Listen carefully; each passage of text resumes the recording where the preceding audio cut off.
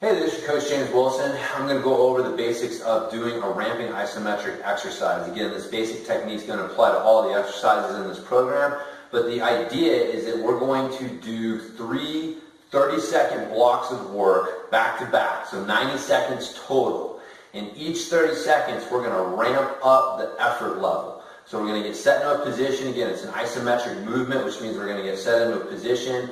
We're going to be applying force into something that won't move, so we're not actually moving, but you can control how much tension you're putting into the movement. So again, a really good example of this is the chest press. So I go into the chest press in a little more detail. I'm not going to go over all the setup techniques here, but once you get set up, I'm just going to go over what a basic ramping isometric would look like. So you're set in your position, you're ready to go, you got your timer set, and you hit go. And so for the first 30 seconds, you're going to apply 50% effort into the movement. So here I've got the belt. I'm trying to break the belt with 50% of the effort that I can put into it. So it's kind of a warm-up. This should be easy.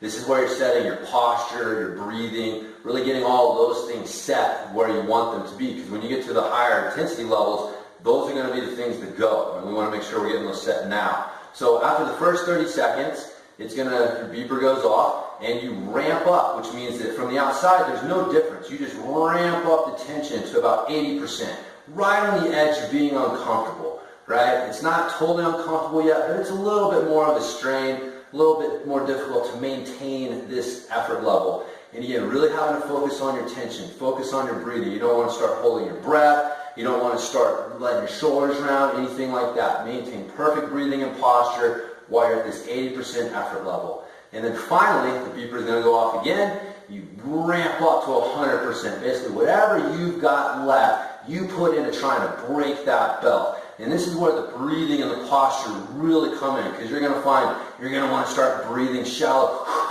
quick breaths, which is no good. You're going to gas so quickly once you start doing that. You're going to find you're going to start letting your shoulders and everything come up, or your posture break, just depending upon what exercise you're in. You really got to make sure you're maintaining that breathing and posture, because that's what's going to get you through that last 30-second grind where you're just giving it everything you've got.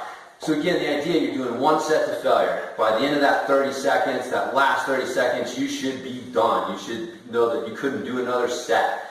Now, the first couple times you do this, it's not going to make a whole lot of sense. Most people don't have an idea of what 50, 80, 100% is. It's really difficult to maintain your breathing and posture. It's really uncomfortable. But that's the whole point. These are weak links that all need to be addressed and are all addressed through ramping isometrics. And so after the first few times, after about the first 2 or 3 times after the first week, these are going to be making way more sense. You're going to be feeling way better with them. So again, just expect to feel a little weird the first workout or two where you're trying to figure out how this ramping isometric thing works.